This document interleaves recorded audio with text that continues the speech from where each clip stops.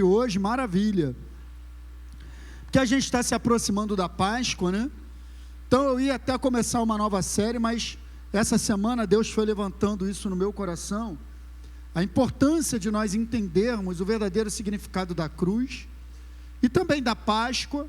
E todo o domingo de Páscoa eu sempre trago uma mensagem aqui, sobre a Páscoa, sobre a crucificação, mas sempre fico preso àquele domingo ali, aquele dia, né? E a gente acaba ficando limitado dentro de todo o significado que tem a Páscoa e a cruz para nós. Então esse ano o Espírito Santo colocou uma estratégia diferente no meu coração.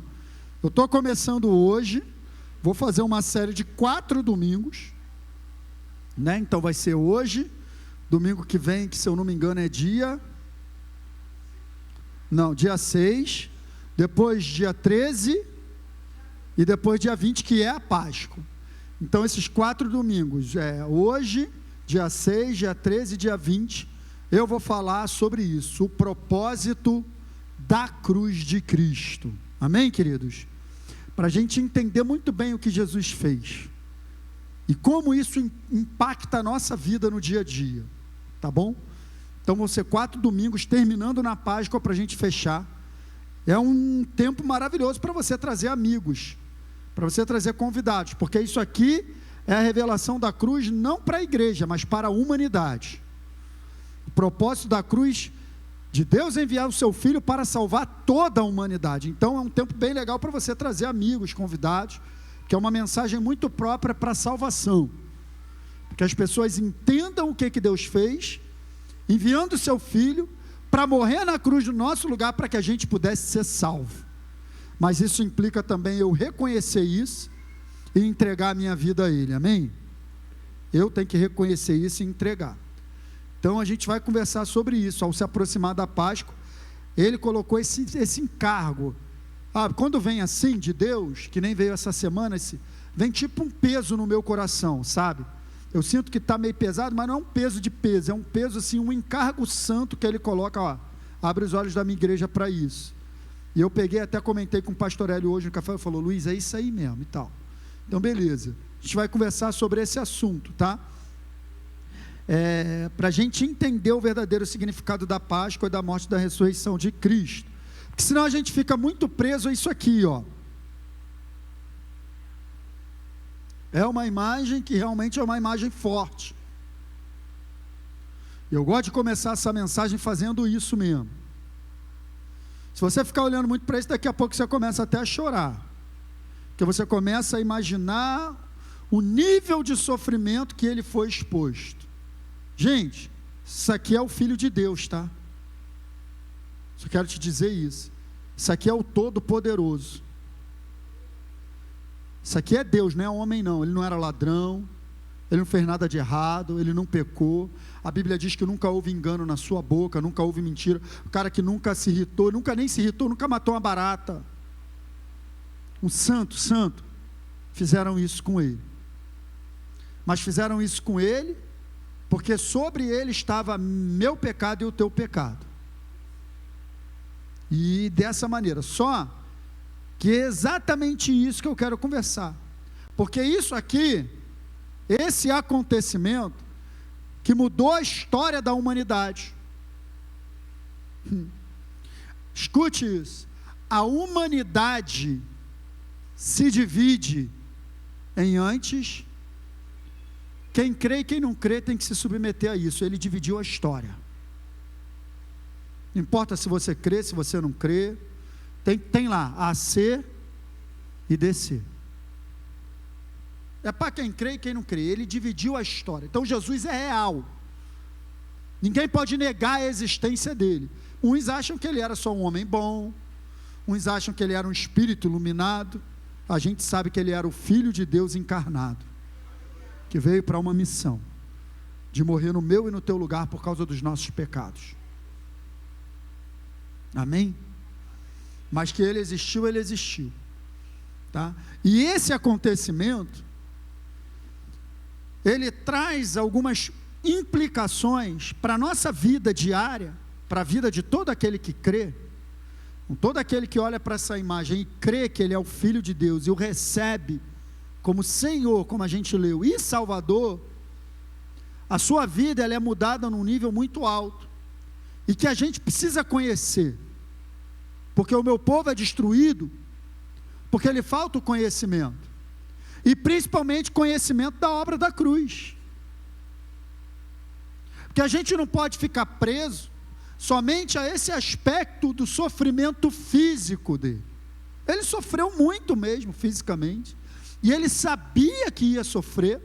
Houve toda uma preparação, não só espiritual, mas de corpo também, porque ele jejuou 40 dias, 40 noites para se santificar, mas também psicológica, porque no Getsemane ele suou sangue, gente.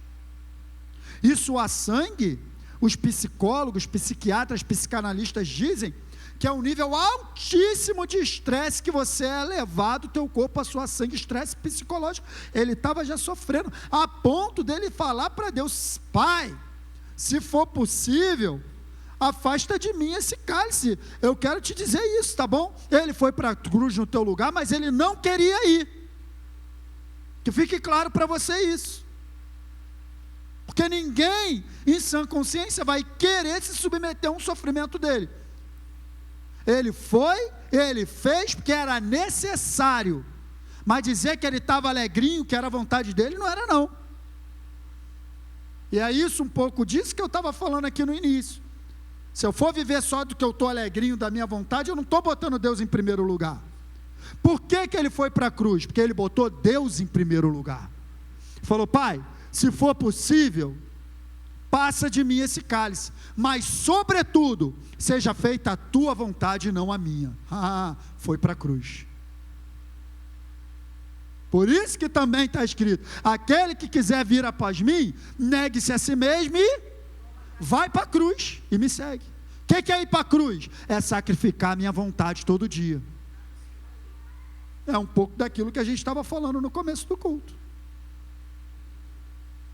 Ir para a cruz é sacrificar a minha vontade todo dia, por amor a Deus.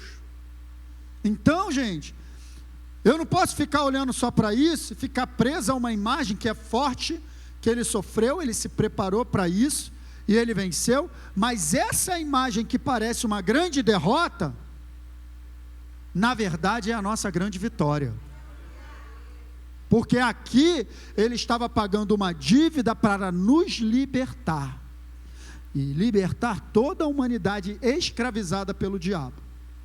Aqui ele estava vencendo.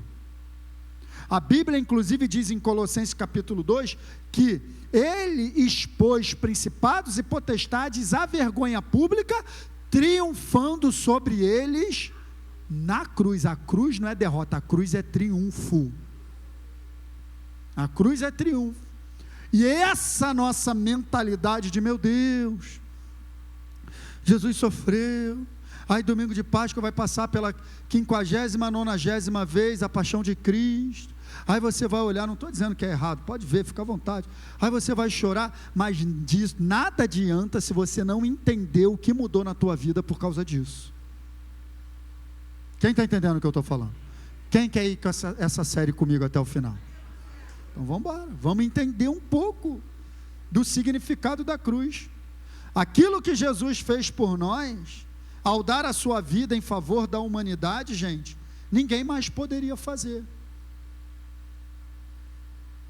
porque precisava ser um sacrifício perfeito, precisava ser um homem perfeito, e depois que Adão pecou, toda a humanidade foi comprometida, ninguém mais nasceu perfeito, porque Adão foi comprometido. Eu dou esse exemplo: se eu precisar tirar uma xerox, digamos que isso aqui seja um documento, e eu vou tirar uma xerox desse documento, aí eu boto esse documento na minha mesa, estou tomando um café, de repente eu me descuido, derramo café, suja a folha de café, aí eu pego essa folha suja de café, secou, mas está lá a mancha de café, eu vou tirar uma xerox, como é que as cópias vão sair? Manchadas de café. Foi isso que aconteceu com Adão. Quando a Bíblia diz que todos pecaram, na verdade, Adão comprometeu toda uma raça. Adão, como cabeça de raça, quando ele pecou e assumiu a natureza pecadora, todo que nasce de Adão nasce com essa condição.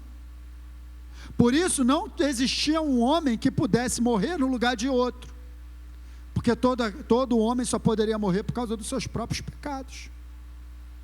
Ninguém poderia oferecer um sacrifício perfeito. Tem alguém que está me acompanhando nessa manhã? Amém? Está conseguindo entender? Pastor, está explicando difícil, já me perdi. Tem alguém aqui que já se perdeu?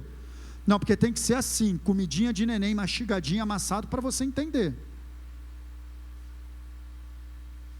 Então é isso, precisava ser um sacrifício perfeito. Para que ele pudesse carregar o nosso pecado, ele não poderia ter pecado. É verdade, pastor. Então o que ele fez, ninguém poderia fazer. Para resgatar a humanidade do seu pecado, Deus olhou para a terra e não achou um digno. Teve que vir um do céu, encarnar para cumprir a missão. Vocês estão entendendo isso, o poder disso? É isso, gente. Tudo isso para que eu e você nos tornássemos novas criaturas e voltássemos a ter plena comunhão com Deus. A morte de Jesus nos trouxe vida eterna. E ter a vida eterna, só para você entender isso, ser salvo é ter a vida eterna. Ter a vida eterna é ser salvo. Você só é salvo porque você tem a vida. Mas só que Jesus não veio somente para nos salvar do inferno, porque o inferno não foi feito por ser humano mesmo, mas o ser humano está indo para lá, infelizmente, mas está indo para lá por causa de uma condição de natureza. Então o pecado hoje não é mais um problema, porque o problema do pecado foi resolvido em Jesus. O problema agora é que as pessoas não querem crer. Então ninguém mais, olha que legal, ninguém mais vai para o inferno por causa dos pecados que cometeu. A pessoa vai para o inferno pelo pecado de não reconhecer a Jesus como Senhor e Salvador, porque no momento que a pessoa faz isso, seus pecados são apagados. Simples, né? É simples ou não é? Então a gente precisa ter essa visão muito clara do significado disso, e você não vai ter a visão clara do significado disso olhando para essa foto, porque a humanidade toda conhece isso aí, todo mundo vê o filme, todo mundo conhece isso aqui, tem imagem de Jesus crucificado para tudo que é lado, mas as pessoas não têm a revelação, porque essa revelação só vem do alto. E o que eu quero compartilhar com vocês aqui é essa revelação, porque a revelação é a palavra. A revelação não é, revelação, a própria revelação está aqui, a revelação. A revelação. A maior profecia que tem é da palavra. Está revelado. O Espírito Santo te ajuda, você vai. Então a gente precisa entender muito bem. João também teve essa revelação. E esse vai ser o texto base da nossa série, que é exatamente esse aqui, ó. Jesus estava vindo, se aproximando de João para ser batizado. João olhou e teve uma visão, e quando ele viu Jesus, ele abriu a boca para dar uma declaração. Só que essa declaração que ele dá, gente, é uma declaração por uma revelação que ele recebe. Assim como Pedro, lembra de Pedro? Tu és o Cristo, Filho do Deus vivo. Então Jesus vira para ele, ó, Simão, você recebeu uma revelação. Isso não foi carne nem sangue que te revelou, você recebeu uma revelação, foi meu Pai. Lembram disso? Acontece a mesma coisa aqui com João. Jesus não fala para ele que ele recebeu uma revelação, mas a verdade é que para João dar essa declaração, só Deus para revelar. Porque João olha para Jesus e ele diz o seguinte, olha, eis o Cordeiro de Deus que tira o pecado do mundo. Meu Deus do céu. Jesus não veio para perdoar pecado, porque perdão de pecado tinha na antiga aliança. Ele veio para mudar a nossa natureza, tira a natureza do pecado e nos dá a vida eterna novamente. Isso é cruz, isso é Páscoa. Páscoa é isso. Não tem coelho na Páscoa, até porque coelho também não bota ovo. E o ovo que o coelho bota, se botasse, não era de chocolate. Tem nada a ver com nada. Mas tudo bem, também não estou aqui para a gente, vai até dar um chocolatinho para vocês no dia da Páscoa, fica tranquilo. Mas a gente faz isso de cultura, mas não tem nada a ver com Páscoa. Tem nada a ver com Páscoa. Páscoa não é coelho, Páscoa não é chocolate. Páscoa é uma festa judaica, que já existia muito antes de Jesus. Ela se tornou cristã porque Jesus morreu na Páscoa. Mas os judeus comemoram a Páscoa desde Moisés, há muito tempo atrás, que os judeus comemoram a Páscoa. E Jesus acabou morrendo na festa da Páscoa. E aí, o momento que Jesus morre na Páscoa, isso tem todo um simbolismo para o cristão. Então, a gente se apropria dessa festa. A gente se apropria da Páscoa dos judeus, mas a Páscoa é deles, porque foi Deus que mandou. Então, João, gente, eu não vou nem conseguir caminhar muito, cara, porque essa mensagem é tão maravilhosa, que eu vou te falar.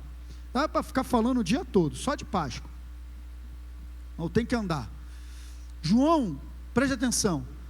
Qual era a Bíblia dos judeus? Qual era a Bíblia que eles tinham aqui nesse tempo? A Torá, a lei de Moisés, o Pentateuco. Eles tinham os 5 primeiros livros: Gênesis, Êxodo, Levítico, Deuteronômio. Gênesis, Êxodo, Números, Levítico, Deuteronômio. Ou Levítico, Números, Deuteronômio, acho que é isso. Gênesis, Êxodo, Levítico, Números, Deuteronômio, é isso. Eles tinham os profetas, os livros poéticos, proféticos, os salmos. É o que eles tinham aqui. Os salmos de Davi, de tudo aquilo que foi escrito. Mas eles não tinham o Novo Testamento. Aqui a história está sendo escrita. Então, a gente precisa entender por que João está dando essa declaração. João está dando essa declaração por causa daquilo que está registrado em Êxodo 12. O que está registrado em Êxodo 12? A instituição da Páscoa. Depois você lê lá. Eu não tenho como trazer tudo aqui, senão... Mas depois você lê lá. Em Êxodo 12 está registrada a Páscoa. Então, o povo de Deus... O povo de Israel estava cativo no Egito, amém? Mas não tinha ido para lá numa condição de cativeiro. Como que o povo de Deus acabou indo parar no Egito? O primeiro a chegar lá foi José, porque faltou comida. Então ele foi, acabou que depois os irmãos foram, acabou que depois ele mandou buscar todo mundo, e eles se estabeleceram numa terra boa, inclusive.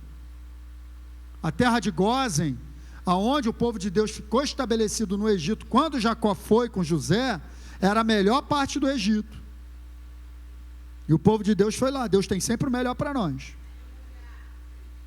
Então, gente, só que o que aconteceu? Aquele faraó que gostava muito de José, quem José ajudou, você conhece a história lá, do sonho, das ovelhas, ele administrou 7 anos de fartura, depois ele administrou 7 anos de fome, faraó ficou rico e tal, aquele faraó morreu, José também morreu, os anos foram passando, até que chegou um ponto, que as pessoas já não sabiam o que aquele povo estava fazendo dentro do Egito, e olharam para aquele povo, esse povo está crescendo muito, vamos escravizar, e aí eles se tornaram escravos dos egípcios. E eles ficaram nessa condição de escravidão durante muitos anos. E eles estavam crescendo tanto que inclusive tinha a ordem de que todo mundo, estou só te contando a história, está tudo na Bíblia, de que tinha a ordem de que, se nascer menino, mata. Então, quando os hebreus, eles tinham filho menino, tinha que matar. E quando tinha menina, não. Porque a força de um povo, desde essa cultura, estava realmente na figura masculina, principalmente questão de guerra e combate. Então, todo macho que nascesse era para morrer. E o que aconteceu? Nasceu Moisés. E a mãe de Moisés, Joquebede, teve a ideia, cara, eu não vou matar meu filho. Ela pegou um cesto, botou o filho dela dentro, tal, botou lá no rio Nilo, cheio de jacaré, e o garoto foi parar do lado da filha de Faraó, que estava tomando banho. Ô Joquebede, Moisés não vai morrer. Gente, que loucura, ele chega lá na hora que ela está tomando banho, e ela se encanta com o bebezinho. Meu Deus, que Deus é esse? Aí ela pega aquele bebezinho, deve ser das hebreias, porque nessa época era hebreu, povo hebreu.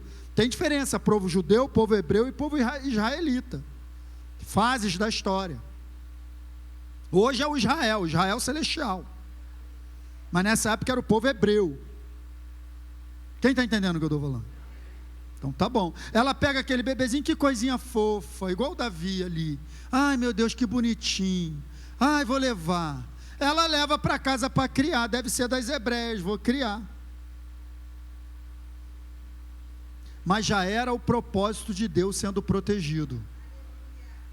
Por que Moisés não morreu? Porque Joquebede foi esperto? Não, porque Deus protegeu o propósito dele. Tua vida tem um propósito e Deus vai te proteger por causa do propósito. Ele protegeu Moisés, cara, porque aquele rio Nilo era cheio de jacaré. E ele não morreu. Beleza. Ela leva para casa. Quando ela chega em casa, alguém fala com ela assim: olha, ele é filho das hebreias. Faz o seguinte, vamos convidar uma das hebreias para te ajudar a cuidar dele. Você não sabe cuidar de criança? Boa ideia. Chama uma das hebreias lá. Foram chamar quem? E a mãe do bebê agora começa a receber um salário para cuidar do próprio filho. Só Deus faz isso.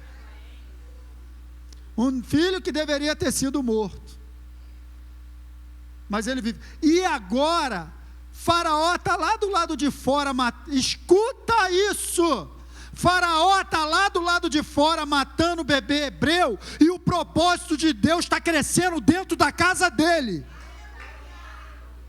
debaixo do nariz dele, sendo alimentado com o dinheiro dele, aquele que depois, quando ficou velho, ia chegar na frente dele e falar: deixa o meu povo ir. Gente, é doideira. Deus faz isso. Tem inimigo certo, cara. Ele quer matar os hebreus. O Faraó pode matar, mas o meu propósito já está crescendo na tua casa. Isso é muito forte, gente. É muita confiança. E essa mulher, ela teve uma ousadia também, de pegar o bebê e esconder. Beleza.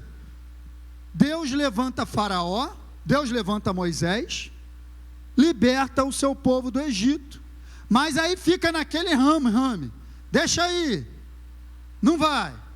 Deixa aí. Não vai não? Segura essa praga aí. Tá bom, agora vai. Acabou a praga, não vai. Segura mais essa praga aí.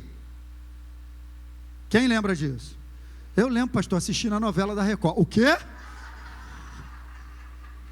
Assisti, pastor, as pragas do Egito na novela. Ai, Jesus. Teve um dia que a irmã chegou para mim para falar isso. Ai, pastor, Jesus era tão bom, curava até os passarinhos, né? Aí eu, curava os passarinhos? Ressuscitou o passarinho. Ressuscitou o passarinho, pastor. Eu falei, nunca li isso na Bíblia.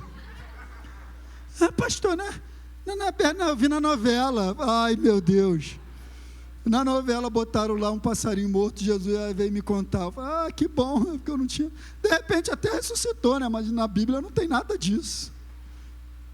A novela tem que inventar, gente, porque se for falar só o que está na Bíblia é rápido demais. Tem que dar uma enfeitada, cuidado. Ai, The Chosen é maravilhoso. É maravilhoso, mas toma cuidado, que eles dão uma enfeitada. Tem que dar uma enfeitada. Tá bom? Então, exatamente o Moisés. Deixa aí, não deixa. Tá, lembrei onde eu estava. Até que chega o quê? A 10ª praga. Qual foi a 10ª praga? Muito bom, morte dos primogênitos. Então Deus falou assim: olha só, Moisés, agora acabou. Você vai fazer o seguinte: a morte, o anjo da morte vai passar pelo Egito. O anjo da morte vai passar pelo Egito e vai matar todo filho primogênito dos egípcios. Você sabe o que é filho primogênito, né? Primeiro filho, vai matar todo filho mais velho dos egípcios. Na verdade, vai matar, não era todo dos egípcios não, até deixa eu me corrigir, vai matar todo primogênito do Egito, todos, beleza. O meu povo vai ter que fazer o seguinte para ficar protegido. Olha a história que João conhecia para dar essa declaração. Meu povo vai pegar um cordeiro,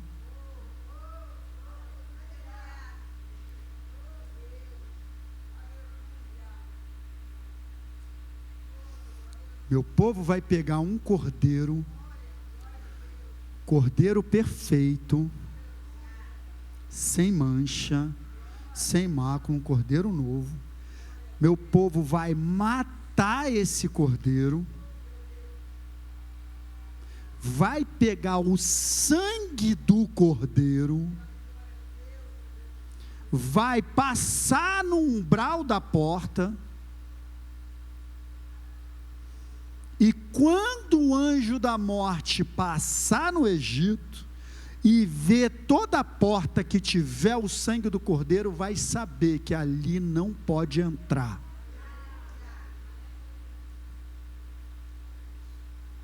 Depois você vai pegar a carne do cordeiro, vai assar o cordeiro, bem assadinho, e vocês vão se juntar dentro de casa. Se a família for pequena, junta com o vizinho, porque um cordeiro é grande. Se for pequena a família, junta com o vizinho, e vocês vão durante a noite. Enquanto o anjo da morte passa no Egito, vocês estão dentro de casa comendo a carne do cordeiro. Hoje a Santa Ceia, a gente bebe o sangue e come o corpo, a carne. Sinal da aliança com Deus e proteção. E então acontece exatamente isso. O anjo da morte passa, é uma choradeira no Egito. O primogênito de Faraó morre, aquele que ia assumir o trono no lugar dele morre, o filho dele morre, mais velho, e todo o primogênito do Egito. Gente, isso gera tanto pavor nos egípcios, porque só os primogênitos israelitas estão bem, dos hebreus também. Isso gera tanto pavor, que agora Faraó não deixa aí não. Faraó praticamente, cara, sai daqui, expulsa agora vai. Então, gente, presta atenção como o propósito, Êxodo 12, aponta para aquilo que Jesus como cordeiro iria fazer. E João, justamente conhecendo a história de Êxodo 12, ele olha para Jesus e ele faz essa associação, o Cordeiro de Deus que tira o pecado do mundo. Por causa de Êxodo 12, quem está entendendo? Isso é a cruz. Então, a palavra Páscoa significa passagem, no original, Páscoa, passagem, tem a ver com a passagem do anjo da morte pelo Egito. E é exatamente nesse período, escuta, é exatamente nesse período que o povo é liberto. Gente, como significado, olha para mim, como significado e simbolismo, não poderia ser liberado na praga das rãs, dos gafanhotos, da água se tornando sangue, não poderia, tinha que ser liberado na 10ª praga do cordeiro, como simbolismo de um cordeiro que viria adiante libertar a humanidade. É muito simbólico, não poderia ser na 9ª praga, por exemplo, nada é o acaso, não poderia ser na 7ª praga, na 5ª praga, não poderia, tinha que ser na 10ª praga, como simbolismo de um cordeiro sendo morto para proteger o povo. Quem está entendendo, gente? Então a Páscoa, ela é instituída aí, em Êxodo 12, e aí Deus fala com Moisés, ó, meu povo vai comemorar a Páscoa, a passagem do anjo da morte, e desde essa época o povo judeu comemora a Páscoa, onde eles estiverem, todo mundo se reúne em Jerusalém e comemoram a Páscoa, e Jesus morre exatamente na Páscoa, onde todos os judeus estavam em Jerusalém, por isso todo mundo foi um escândalo que foi, propósito de Deus, ele morrer na Páscoa. Só para ligar os fatos, gente. Quem está entendendo o que eu estou falando? Então preste atenção. Assim como o sangue do Cordeiro livrou o povo de Israel da morte, o sangue de Jesus livra a humanidade da morte espiritual. Que é exatamente o problema que Adão, quando Deus falou, não come, vai morrer. Morreu espiritualmente. Então Jesus vem como cordeiro para que com seu sangue ele libere a gente da condição de morte espiritual. Todo ser humano que nasce sobre a face da terra, nasce de Adão. O que eu quero dizer com isso? Nasce da carne. Jesus falou isso para Nicodemos. Ô Nicodemos, o que nasce da carne é carne, o que nasce do espírito é espírito. Eu e você somos nascidos da carne em Adão, e somos nascidos do espírito porque recebemos a Jesus e nascemos de novo. Então nós somos os dois. Não significa que o que nasce da carne é carne, o que nasce do espírito é espírito, ou uma coisa é outra. Nós somos os dois. Nós nascemos da carne, você é uma pessoa, amém? Ou estou vendo aqui um holograma? Então você é nascido da carne, mas você também é nascido do Espírito, porque você entregou sua vida a Jesus. É isso. Então, todo ser humano que nasce nessa condição de morte espiritual. Precisa receber a Jesus, ser lavado pelo sangue do Cordeiro, para ser livre da morte espiritual e receber a vida espiritual, gente. Isso é cruz, isso é Páscoa, mudança de natureza, gente. Então a condição que o povo de Deus estava de escravidão no Egito, a condição que o povo de Deus estava como escravo do Egito, é a mesma condição que a humanidade está como escrava no mundo. As pessoas acham que são livres, porque eu faço o que eu quero, quem manda na minha vida sou eu, e tal, não vou, não. Fazer o que quer e o que gosta é a maior prisão que tem. A maior prisão que tem é viver escravo da própria vontade. Liberdade é querer e dizer, não vou fazer. Isso é liberdade. Então, a prisão que o povo de Deus vivia no Egito, o mundo vive, as pessoas vivem no mundo. Quem está entendendo? No Egito, o escravizador era Faraó. No mundo, o escravizador é o diabo. Por isso que Faraó tipifica o diabo. Não vou deixar. Não vou deixar. E Moisés tipifica quem? Jesus não. Moisés tipifica Deus. Quem tipifica Jesus ali é o cordeiro que foi morto. O cordeiro que eles mataram e comeram. Ali é Jesus. Moisés é Deus. Presta atenção, gente, a gente tem que tomar cuidado com o entendimento da trindade, tá? Por exemplo, pode falar, Jesus é meu libertador. Não, Jesus não é teu libertador. Teu libertador foi Deus. Ele te libertou através do sacrifício de Jesus. Você está entendendo a jogada das...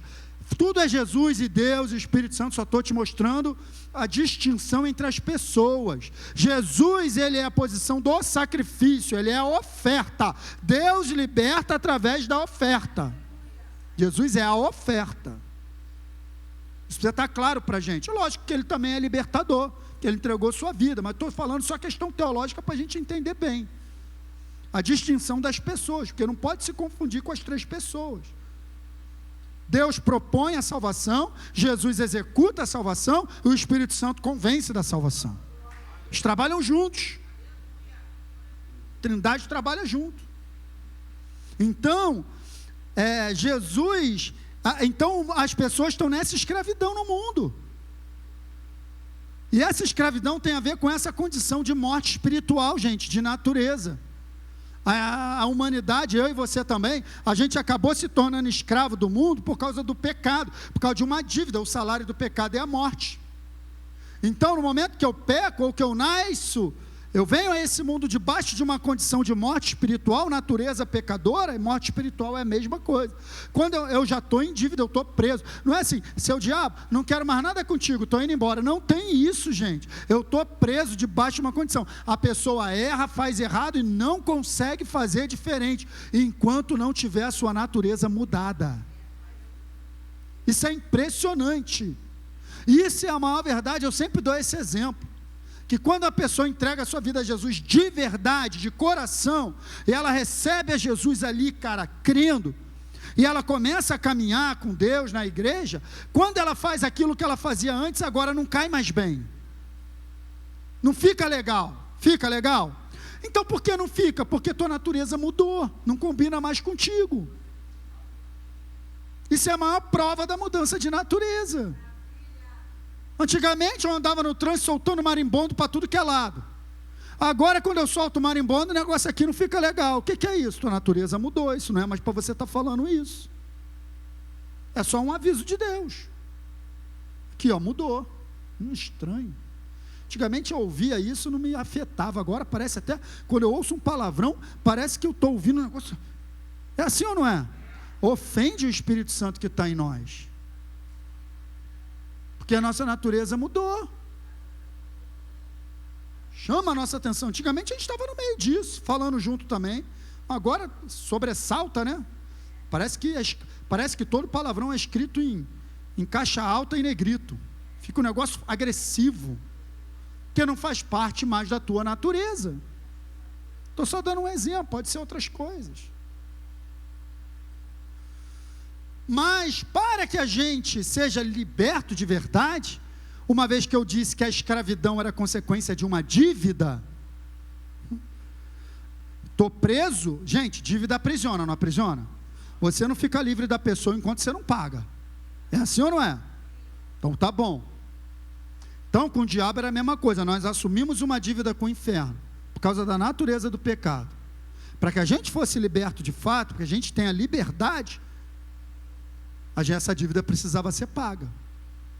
E Jesus fez isso, a cruz é isso. Quando ele derrama seu sangue na cruz, ele está morrendo a nossa morte, ele está pagando a nossa dívida. Lembra, o salário do pecado é a morte. Jesus morreu, e ele mesmo não tinha pecado, então ele morreu por quê? Por causa do teu pecado. Então ele pagou a dívida, gente. E quando ele paga a dívida, a gente sai da condição de morte, e a gente entra na condição novamente de vida espiritual. A natureza do pecado, que é a morte espiritual que estava em nós, Jesus levou. Eis o Cordeiro de Deus que... Então a gente poderia falar assim, ó: eis o Cordeiro de Deus que tira a morte espiritual do mundo. A palavra pecado ali é esse sentido. Eis o Cordeiro de Deus que tira a morte espiritual do mundo e dá a vida. Jesus falou, João 10:10, o diabo veio para matar, roubar e destruir. Eu vim para que vocês tenham e vida em abundância. Ele tirou a morte e trouxe vida. Quem está entendendo? Então olha ali, ó, essa frase aqui: Jesus veio o quê?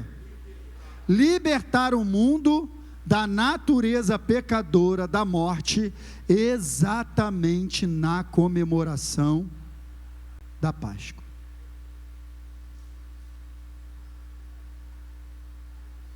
Hoje é só esse aperitivo, tá? Hoje é só esse aperitivo. Jesus veio libertar a natureza, a humanidade, né? Veio libertar o mundo, a humanidade, da natureza pecadora, exatamente assim como Moisés, através ali do sacrifício daquele cordeiro, libertou o povo do Egito. Jesus, Deus, através de Jesus, libertou a humanidade da morte espiritual, exatamente na Páscoa. E por isso que a Páscoa tem esse simbolismo para nós, amém? E é exatamente, eu vou fechar com isso, exatamente o que está escrito aqui em Gálatas 5:1. Foi para o quê? Que Cristo... E aí, gente, se eu não tiver, preste atenção que eu vou fechar, pode vir o grupo. Eu vou fechar falando isso para você entender, tá? Olha aqui para mim. Olha todo mundo para mim. Quando a gente não tem o verdadeiro entendimento da obra da cruz, a gente abre espaço para ideias religiosas. Você está prestando atenção ou você está dormindo? Então, preste atenção que eu estou falando que é importante. Quando a gente não tem o entendimento correto do que Jesus fez, a gente abre espaço para ideias religiosas. Do tipo, pastor, quando que é o culto de libertação na tua igreja? Não tem culto de libertação, porque ele não vai me libertar, ele já me libertou. Olha ali, ó. Foi para a liberdade que Cristo nos libertará. Vários textos que falam sobre libertação conjugam o verbo no passado. Colossenses 1:3, ele nos libertou do império das trevas e nos transportou para o reino do seu Filho. Ele não vai te libertar, ele já te libertou. Presta atenção, você não será mais liberto daqui a 10 anos do que você é hoje.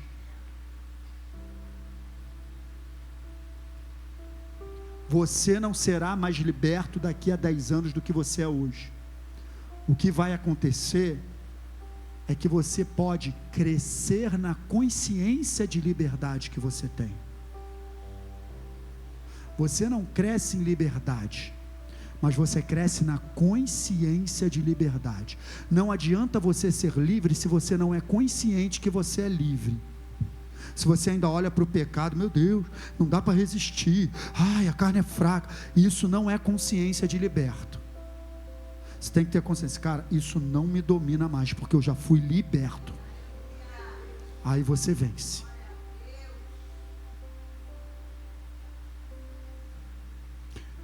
Você cresce em consciência de liberdade. Então, o verdadeiro culto de libertação é o culto que te ensina a palavra para você crescer na consciência de que você é liberto. Isso que é culto de libertação. Porque não está escrito, irás ao culto de libertação e o culto de libertação te libertará. Não. Conhecereis. Conhecer tem a ver com adquirir consciência. Conhecer, consciência, recebereis consciência da verdade, e a verdade conhecida na tua consciência vai te fazer mais liberto. É isso, libertação é isso. Libertação é crescer na consciência de que eu sou liberto. E não uma oração é importante, tem o seu lugar. Repreender o demônio e mandar embora tem o seu lugar também. Mas não adianta nada eu repreender o demônio, mandar embora e não ensinar a palavra, porque o demônio vai embora, volta, encontra a casa vazia, volta 7 vezes pior. Então orou, expulsou o demônio, agora senta aqui e vem aprender a palavra. Por isso que igreja que não tem ensino, é uma igreja que não edifica ninguém. Pode até libertar em certos níveis, eu entendo, tem igrejas que tem esse ministério de libertação. O cara chega lá drogado, o cara chega lá isso, aquilo, ele recebe uma oração, aquele demônio é expulso, legal, é como se fosse um pronto-socorro. Mas ali, se ele continua ali, ele acaba não crescendo espiritualmente. Ele precisa agora ir para um lugar, receber o ensino da palavra, para ele crescer. E por que muita gente corre das igrejas que tem ensino da palavra? Porque a palavra, quando é ensinada, vai cobrar você algumas coisas. A palavra, quando é ensinada, vai botar você, vai exigir um sacrifício. A palavra, quando ela é ensinada, ela vai te chamar para um nível maior de compromisso com Deus. E compromisso significa se comprometer. E se comprometer significa dar alguma coisa de si. Eu estou comprometido. O diabo foi desmascarado essa manhã.